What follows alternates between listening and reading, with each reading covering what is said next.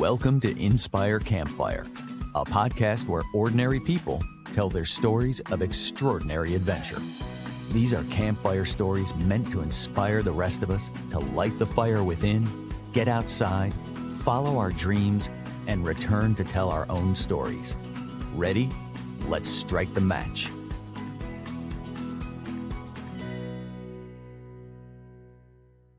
Welcome to the show. I'm your host, Scott Wurzbacher, and today we're going to explore the Camino de Santiago, a network of pilgrim routes between France, Portugal, and Spain that lead to the tomb of St. James in Santiago de Compostela in northwest Spain.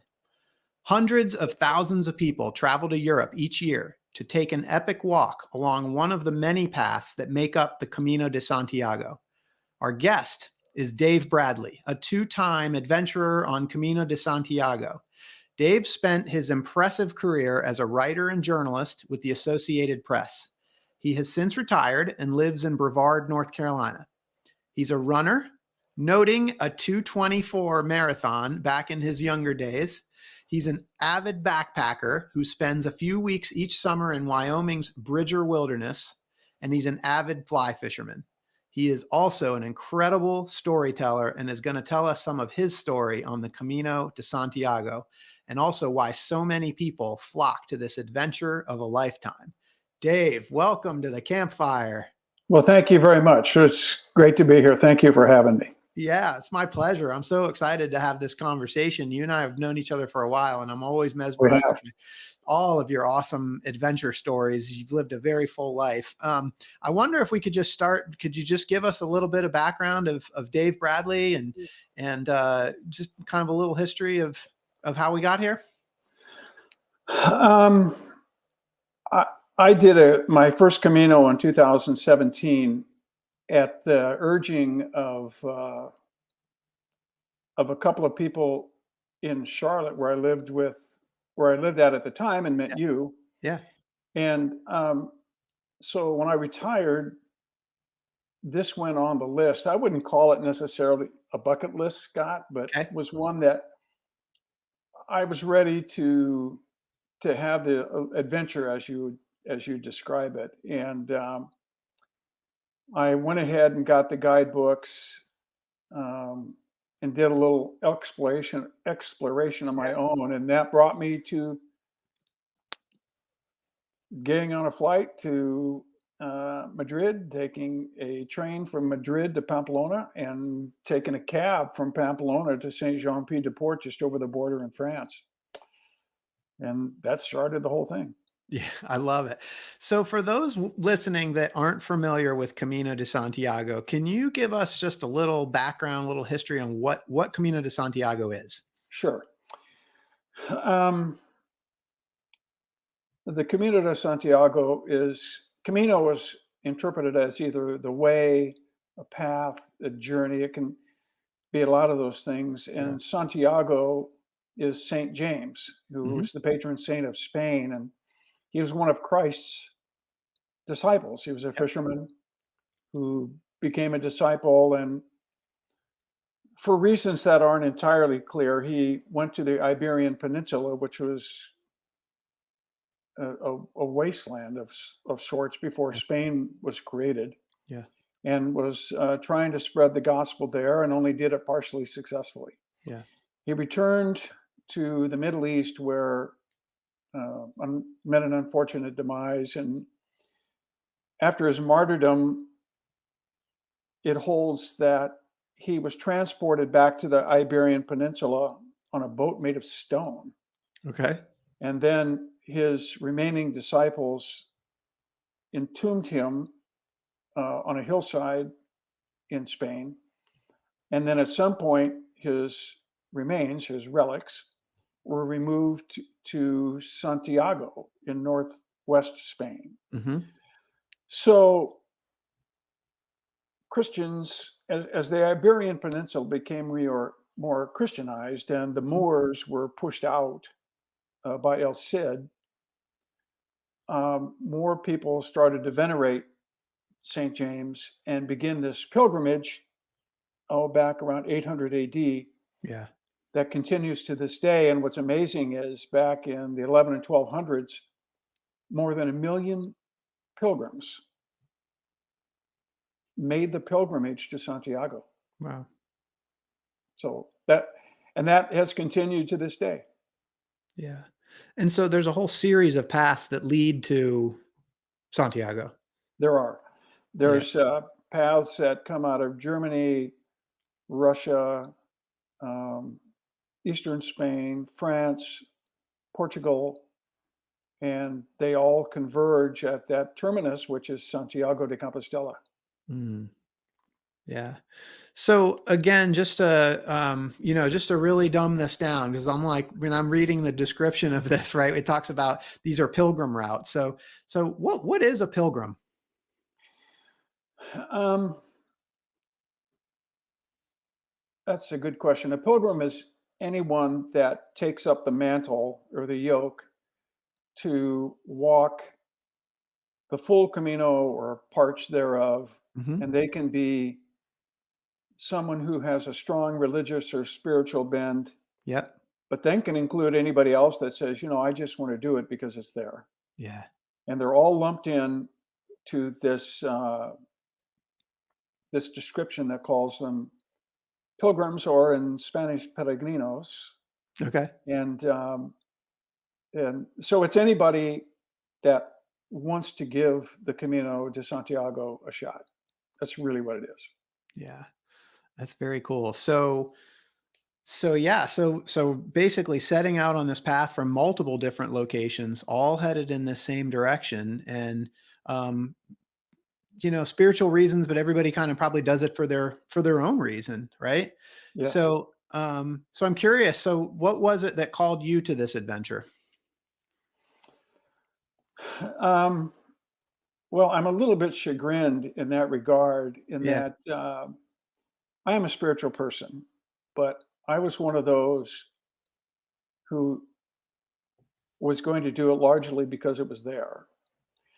And I will admit that it's hard to walk the Camino without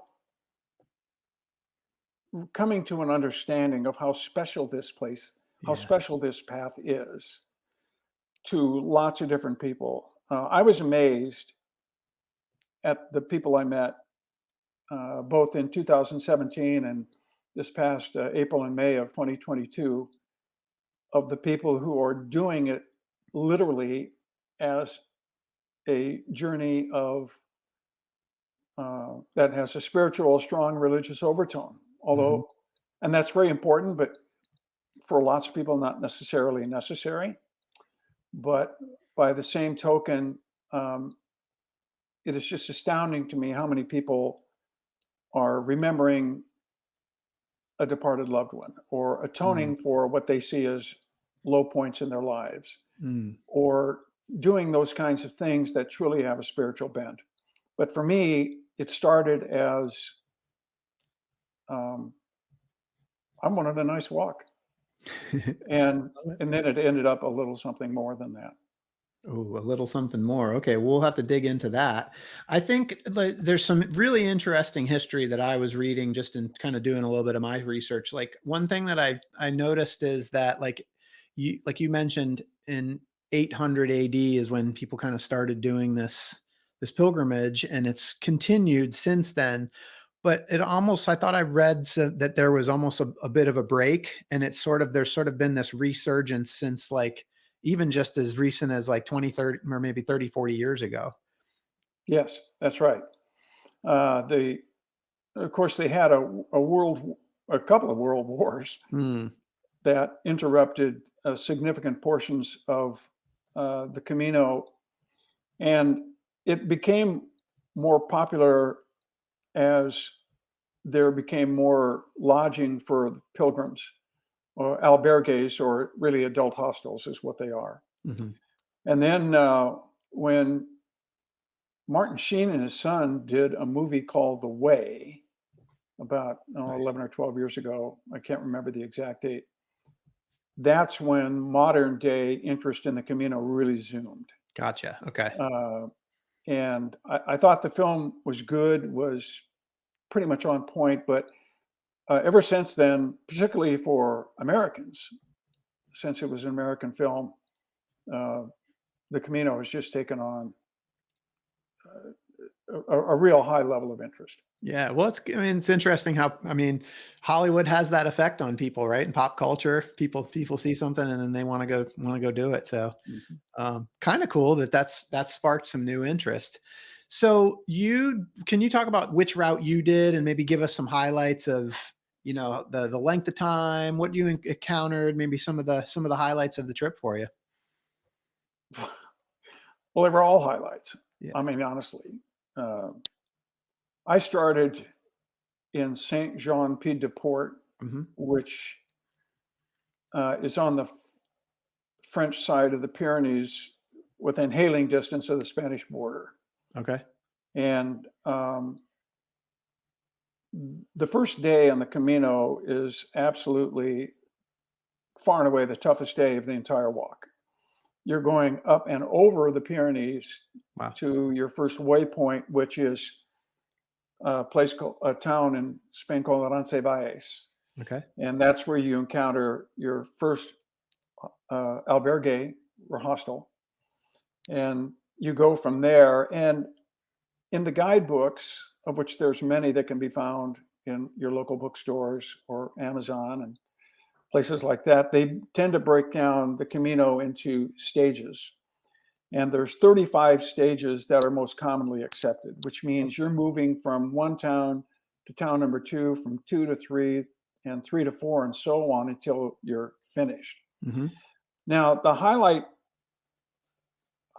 for me, literally, or among the highlights, Scott,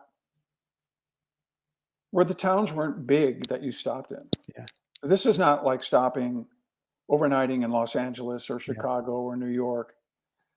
The Camino is going through relatively modestly sized cities. The largest might be, Leon or Pamplona. Okay. And so there's nothing that's extraordinarily large. Some of them, the towns that you can stay in, might have 50, 60 people in it. That's so cool. And that's really what struck me, was the way the Camino sticks to this. I don't know if ruralness is the right word, but it sticks to a backcountry which takes you through a different kind of countryside than you would see in the US, which means it's largely agrarian. It can be very forested. There's not edge row to edge row farming. There's small fields. There's villages. It just struck me the awesomeness of Spain in terms of its topography and the different things you go through. You go through the wine region. You go through what is essentially a high, I don't want to call it desert, but a high dry spot. And then you're in valleys. And it was just the countryside that really struck me. And then all along the way, and this is where you're really tone deaf if you don't acknowledge or adapt to the spiritual side. All along the way, there are, I don't know if a creche is the right phrase, but there are impromptu spots where people will leave mementos, either for departed relatives themselves, whatever it is. You could go by a tree and all of a sudden there's 5 or 6 photos that are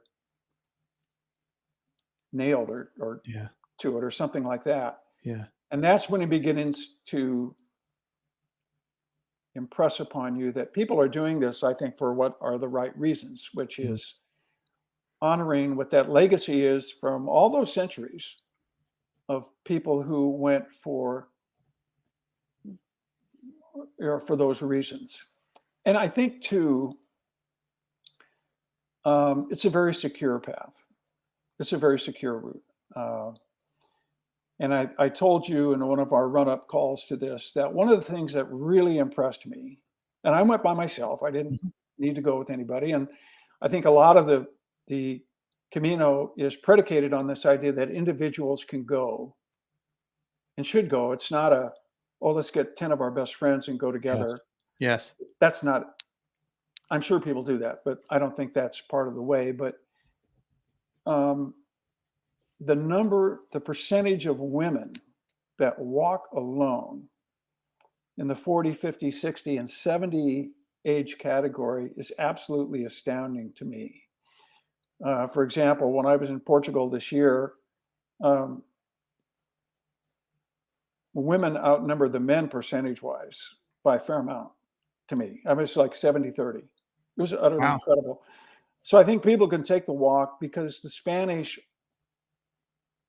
and the Portuguese and the French are protective of the environment that creates a Camino where people can feel comfortable to walk on this journey, on this pilgrimage, if you will. Yes. Without feeling other things. It's just astounding to me how the communities, yes, there's an economic benefit to them, and fine, everybody gets that. But they create an environment where people feel welcome. Mm-hmm. You have specially priced meals for the pilgrims and those kinds of things. And you have medical facilities and all that kind of stuff. And that stuff just floored me because none of that was what I expected. Yeah, I think that's really cool. I mean, so like as I'm kind of like imagining this, somebody that is unfamiliar with it. I mean, this is you're on roads, right? You're traveling through towns. This isn't like you're not on this isn't like the Appalachian Trail, right? This is like going through small communities. This is going through small communities. Now, over the centuries, and as Spain has become modernized and a highway system is developed and all those kinds of things, you're going to be walking on a fair amount of blacktop. Mm-hmm. But a lot of it is over paths of crushed rock and stone. And yes, there's a little bit of highway work, but those are small stints to get from one point to another to a better path. And I looked out for a lot of literal Roman roads that were built by the Romans, still in use today, mostly by foot traffic. Sometimes farmers will take their implements over on those roads. I mean, literally, and they've held up for several centuries. And that's crazy. It might be as wide as the room, or not even as wide as the room that you and I are sitting in. Mm-hmm. But those are the kind of roads that you can get on and think, man, I've really gone back in time, because all those roads, as they say, lead to Rome. And the northwest part of Spain is called in Galicia, which is at the time, and I don't know if it still is true, but it was a gold bearing place. Gotcha. Where the Romans got gold, and those roads were functioning to move not only the gold but troops and whatever. So the path is a mixture of things. For by and large, it's mainly crushed rock and things like that. Yep. So. And this is not a backpacking camping trip. You're not camping, you're actually staying. Could talk about the accommodations at night along the way. I can. My first piece of advice would be to take a pair of earplugs. Okay. Because the albergues, and just to back up a little bit, part of the element of the Camino is suffering. Not in the physical sense, but it's discomfort. Yes. So there's no Hyatts and there's no fancy hotels and all that. You stay in the sort of accommodations that pilgrims have stayed in for a long, long time. And those are these adult hostels called albergues. And they have a bunk system, an upper bunk and a lower bunk, a couple of bathrooms that are shared by everybody. And you might have anywhere from 10 to 100 people sleeping in the same room. Mm-hmm. And These days, the proprietor, and it could be a public albergue that's owned by a town, or it could be a private, they'll give you a paper fitted sheet because you're going to sleep on a rubber mattress. Okay. And that you'll have a paper pillowcase, and that's it. And but you're not really, there's no element of backpacking that you can do. Yeah. I mean, there's really no place to get water other than in the towns. Yep. And I think it's actually disrespectful to the landowners to impose on their property. Yep. And they make no provision for that. And I'm sure there's people who try to get away with it, but I think part of the experience, and you talk about the things that I valued, Yep. or I thought were impressionable, we're staying with other people and eating with other people, because some of the albergues provide food, principally a joint dinner in the night. I remember going to one small town along the route.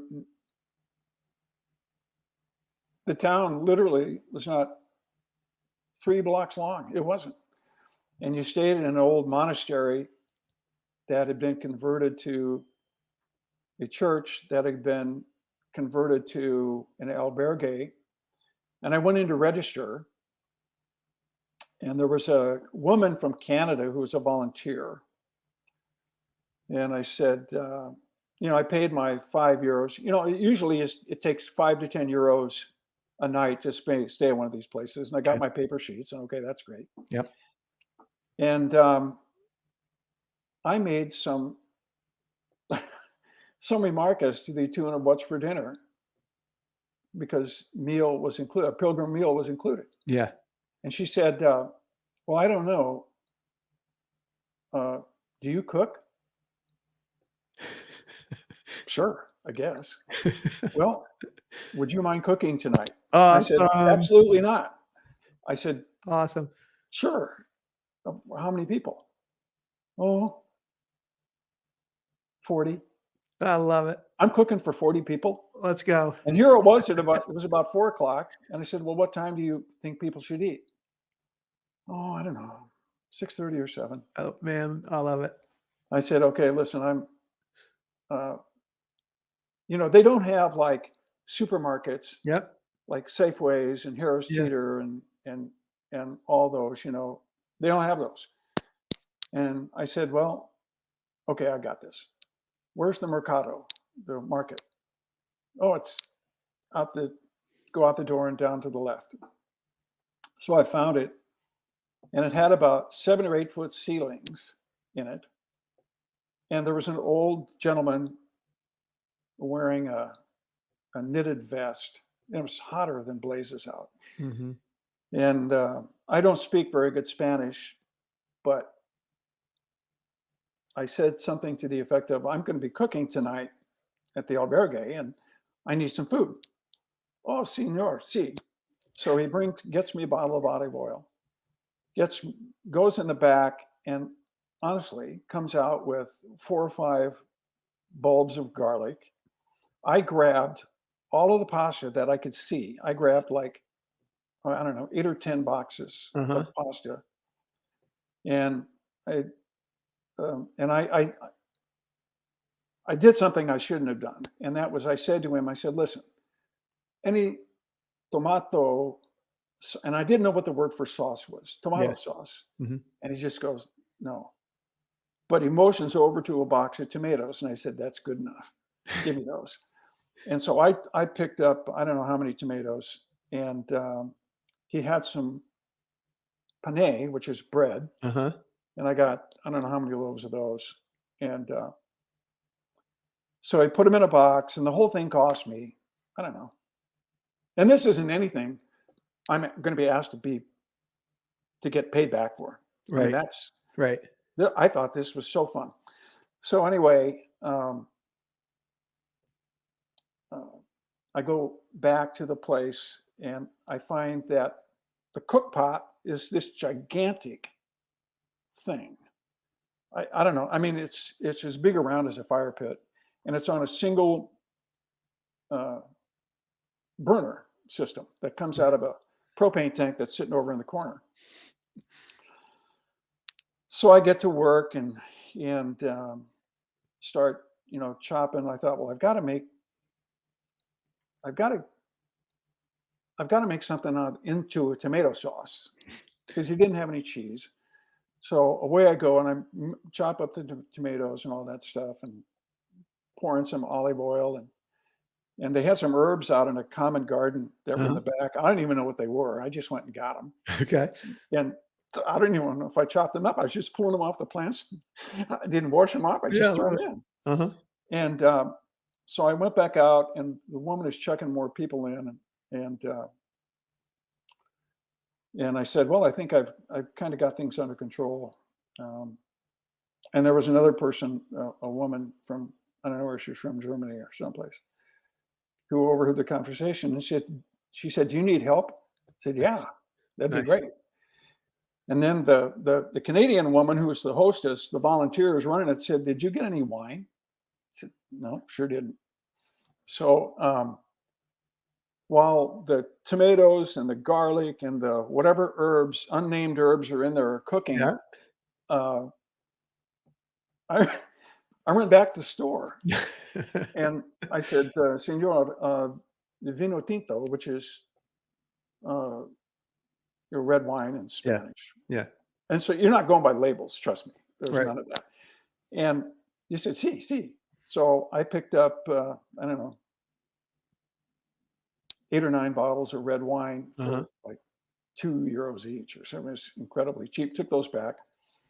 And so now people are pouring in, and it's going to be more than 40. There's clearly more than 40 people.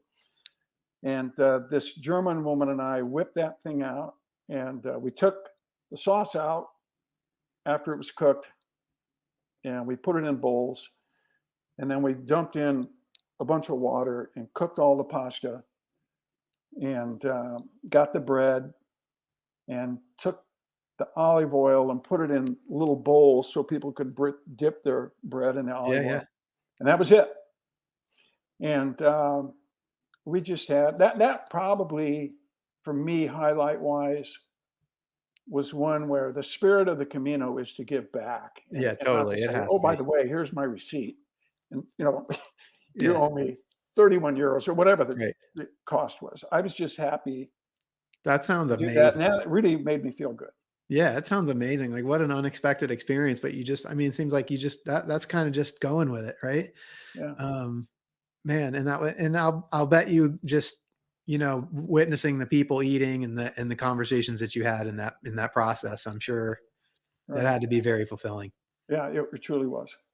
Yeah. So, I bet there's 2 points in there that I'd love to talk about a little bit deeper, because there's the connection piece and the people that you've talked to, but also you had some really interesting cuisine experiences. So it wasn't all pasta and tomato sauce over there. There was, you showed me some pictures years back that I'd love to just share a little bit of the cuisine with listeners, because you ate some pretty interesting things. Yeah. Let's just say I left my American palate at the door. Okay. When I checked in, I met up with a Spanish gentleman about 2 weeks in, and I walked with him for a few weeks, and I would look at what they would serve, because I my Spanish isn't good enough to say, well, really, what is this? And I want that. And whatever they served in a restaurant is what I wanted. I mean, I didn't care, but the Spaniard say, well, I'll order for us. Okay, great. So we would go into a place and they would be speaking, and the next thing you know, here comes a bowl of sliced octopus in olive oil and garlic. It's called pulpo. Okay.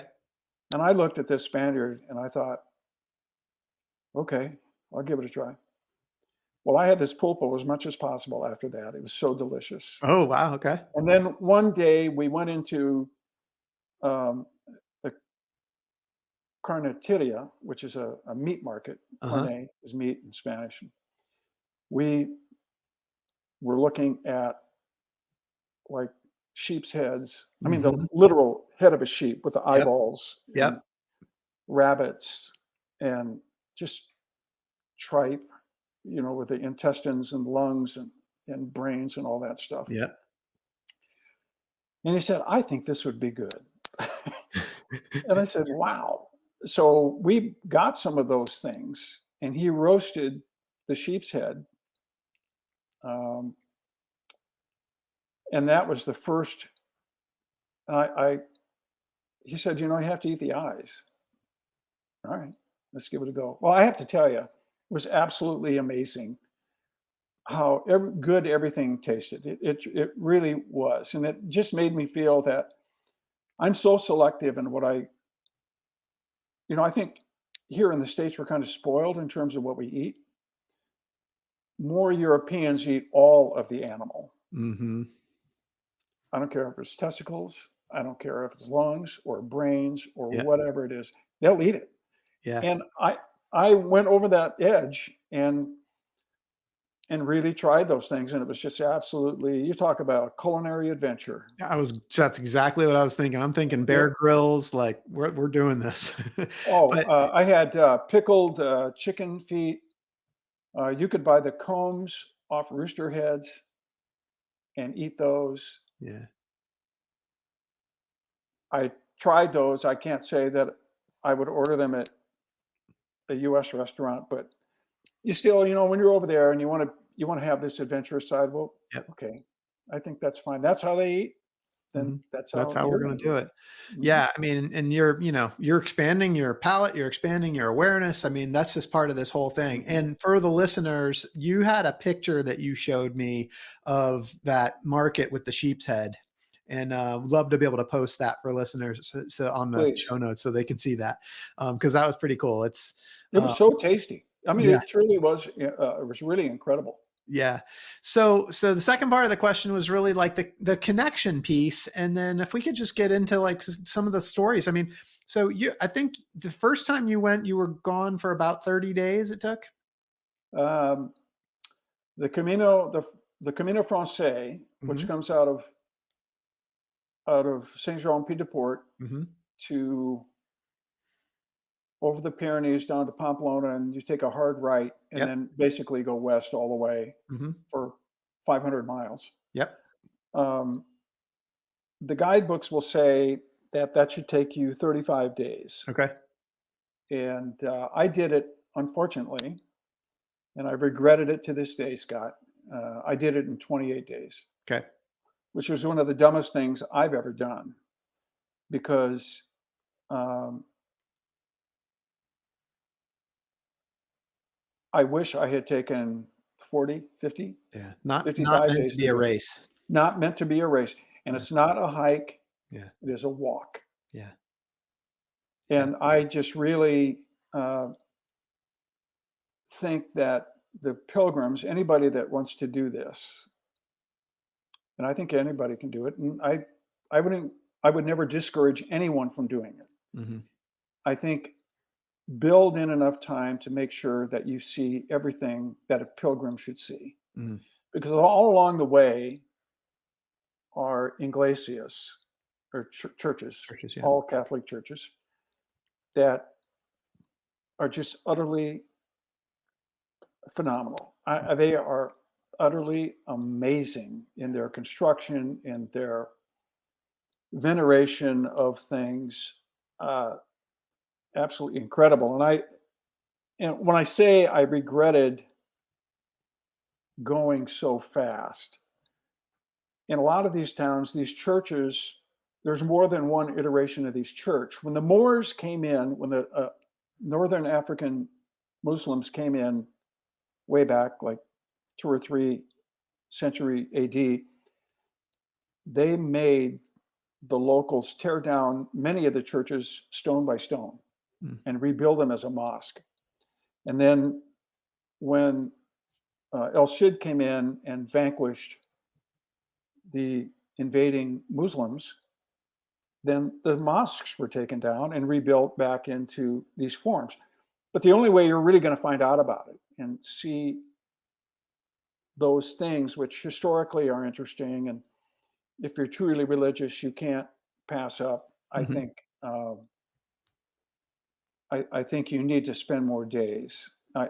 More days, and So instead of race walking right here, take your time, enjoy it, and adventure it in all ways, Yeah. whether it's food, walking, history, whatever it is.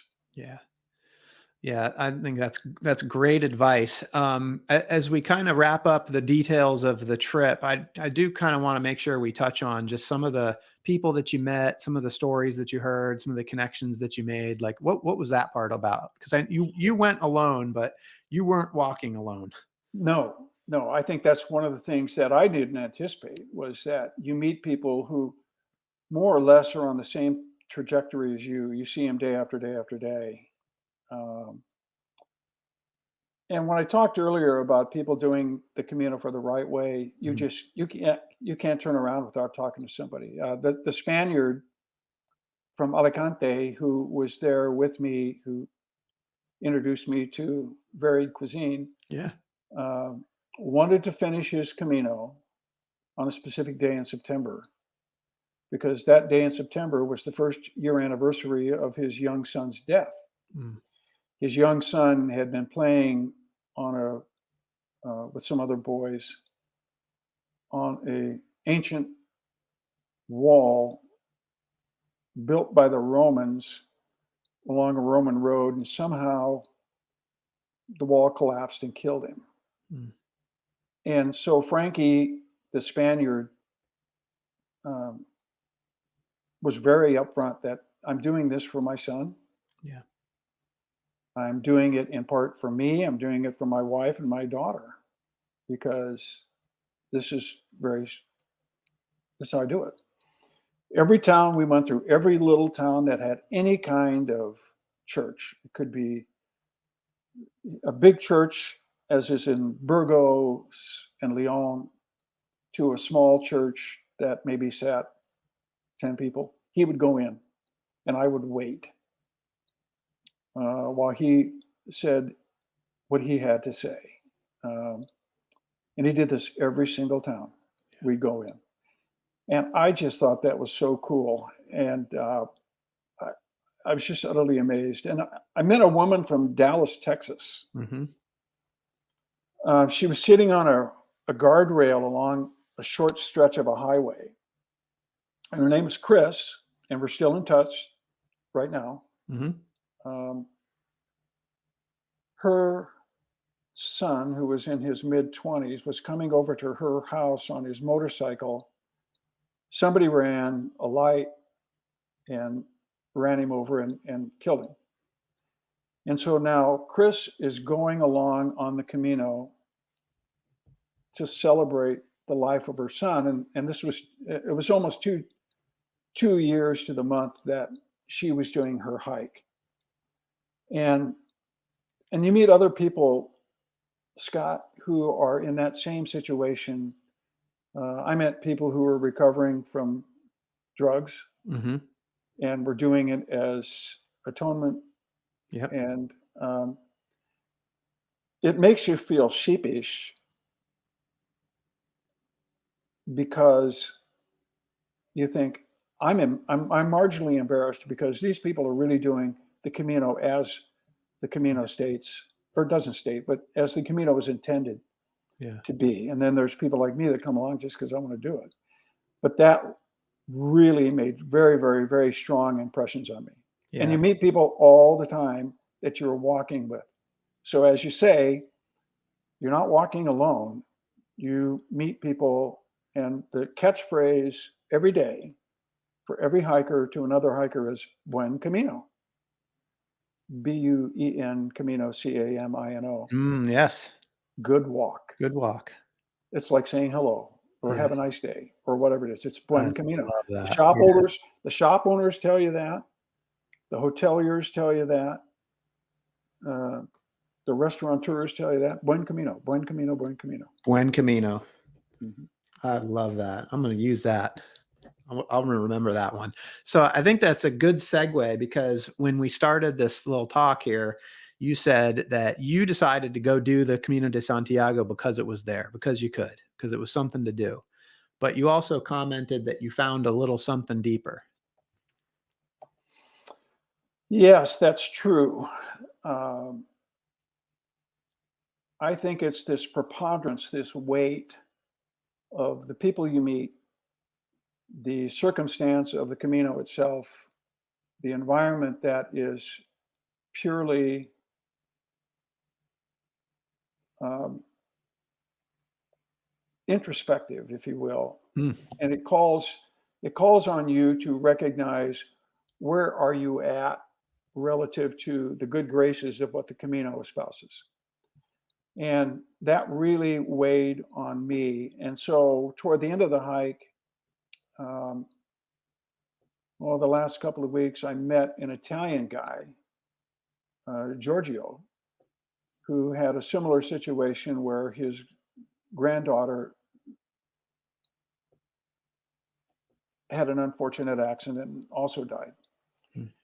And he couldn't speak a lick of English, and my Italian was worse than my Spanish. But every time he went into a church, I went in with him and removed my hat, sat down, and said those things that needed to be said. And for me, it was more atonement because I Mhm. wasn't celebrating any other things. Mhm. Uh, and you begin to notice more and more, Scott, the uh, enormity of what this hike means. Because I go to places where for centuries, legend, or not legend, but tradition has that you would throw a stone around a pillar of a cross. And now the pile of rocks is, I don't know, 25, 30 feet high. Mhm. Who knows how many have been under there? You don't know what else is under there because people will leave mementos Mhm. everywhere, and you just can't dismiss that. You think this is now beginning to weigh on me, but in a good way, not in any kind of bad way at all. Yeah. Dave, did you come back from that trip, especially the first time? Did you come back a different person than the person that started?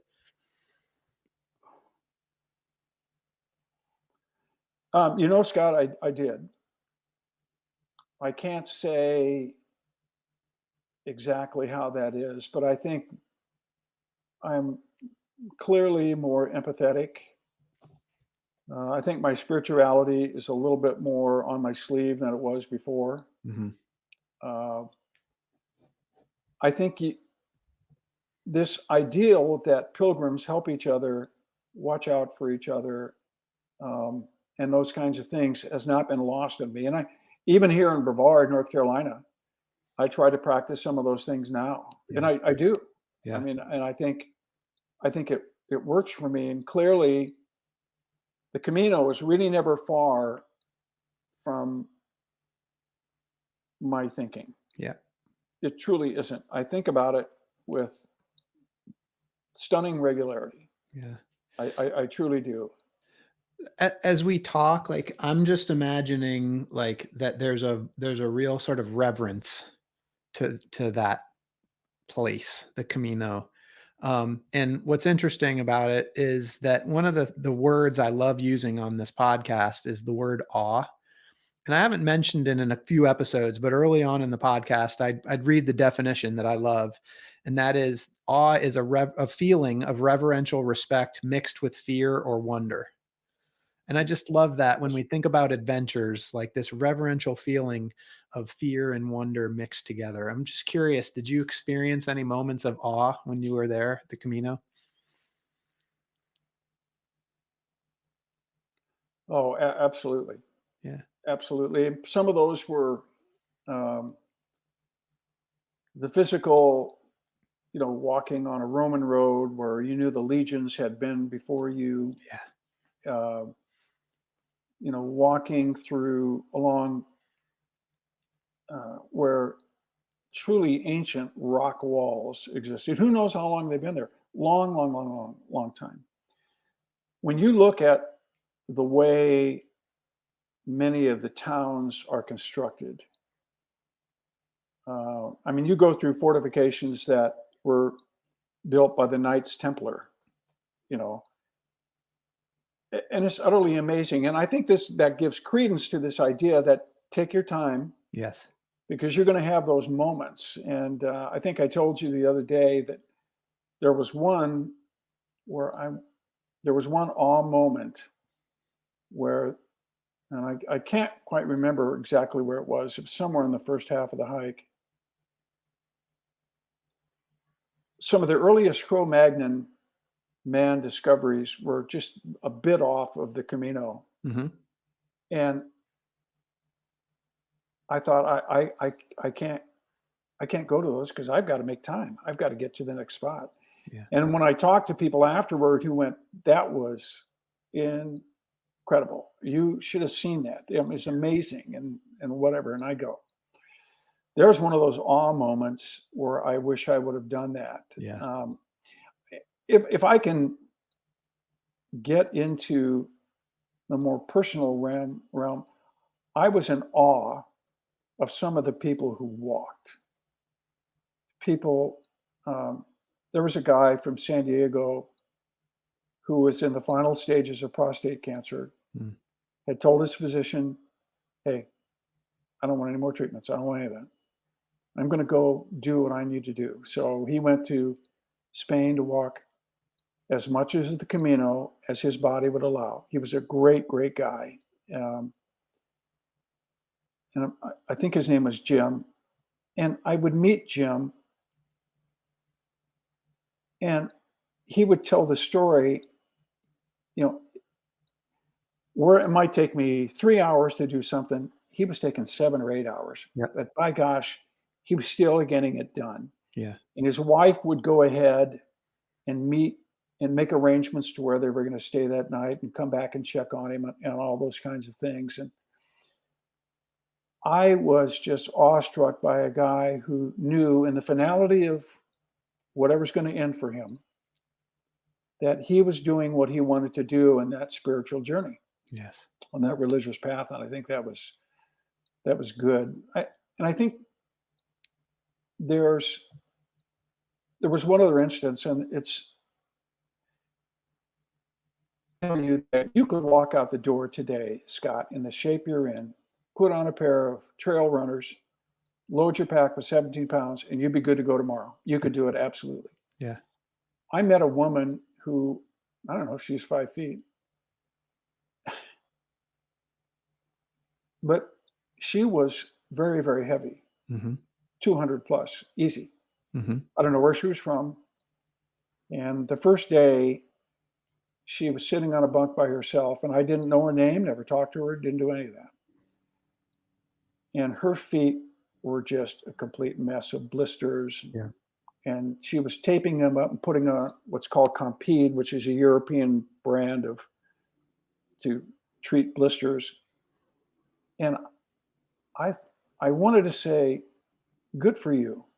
But if I would have told that to her, she would have said, well, you're just mentioning that because you're trying to make me feel better about my weight. Yeah. Well, you know what? I saw her day after day after day. And like the gentleman with his prognosis, yep. This is where, literally the tortoise can win the race. Yes. It didn't matter the rest of us hares speeding off and going. She was taking her time and getting it done. And I really wish I had been able to tactfully say something to her, because it was so utterly impressive. It was just amazing to me that with her feet the way they were, I just thought, whoa, good for her. Well, and you talked about the suffering and that's, that's part of it. And I mean, what an inspiring story. And now here you are, sharing this story with other people. So hopefully that message gets out. And it kind of brings me to like one of my last couple questions. And that is just, what advice do you have for people that are hearing your story and have interest in this journey, or any other sort of journey that's been kind of on their heart, something that they've wanted to do? What's your advice for people in terms of getting started on something like this? I know it sounds trite, but to quote Nike, I think it's just do it. It's absolutely just do it. I love it. Do it. I don't think you have to be in supreme shape. I don't think you have to be necessarily fluent in Spanish or any of those other things. Get a pack that will hold 16, 17 pounds max. Use a lightweight shoe, a running shoe or trail runner's all you need. Pack 16, 17 pounds and just go. Just go. And don't hamstring yourself by saying, I've got to go from this point A to this point B today. Because that's one of the big, not a complaint, but I think one of the elements of the guidebook is it breaks it into 35 segments. Yeah. Well, don't feel if I don't go from point A to point B today, I've failed. Yeah. Or I haven't met my goal. Forget that. Yeah. Because there's plenty of intermediate places to stay. And again, I think people like myself kick ourselves because we did it the wrong way. Yeah. I did. And I'm still kicking myself. And I'd like to do it again next year if I can. I hope to. I hope to go back next year and do it again. There you go. There's always time for a second and a third chance. Dave, this adventure has been amazing. There's so many other adventures that you've taken. You just always amaze me with the stories that you've told me over the years that I've known you. And I know that at some point Hollywood's going to make a movie about you. And I want to know when they do. Very short. Who's going to be the Hollywood actor that's going to play you in your movie? Oh boy. That's a real good question. I hope they shouldn't base their career on me. I can tell you that. Do you have a favorite actor that can walk the Camino de Santiago as Dave Bradley? That's a good question. Who's this Pratt guy? Not Kevin Pratt. Chris Pratt. Chris Pratt. All right. I love it. I watched a movie with him last night, so he's the first one to come to mind. I love it. Chris Pratt, it is. What's your movie going to be called? I would call it 40 Days in Spain. 40 Days in Spain, starring Chris Pratt. I love it. Sweet. Well, Dave, this has been awesome. It's been full of awe. It's been reverential. I'm super excited. Hopefully at some point in my life, I'll get the opportunity to walk the Camino de Santiago. And for those listening, I hope that you've been inspired today as much as I have. I hope that Dave's story has encouraged you to listen to the voice inside that calls you to adventure, because we want to hear your story next. If you have a story to tell, or you just need a nudge to create one, please send me an email. We'd also appreciate it if you'd help us spread the word by leaving a review and sharing or tagging Inspire Campfire in your social media. And until next time, I want to encourage you to get outside. Thanks for listening. Dave Bradley, thank you so much for being here. You're welcome. Thank you for having me, Scott.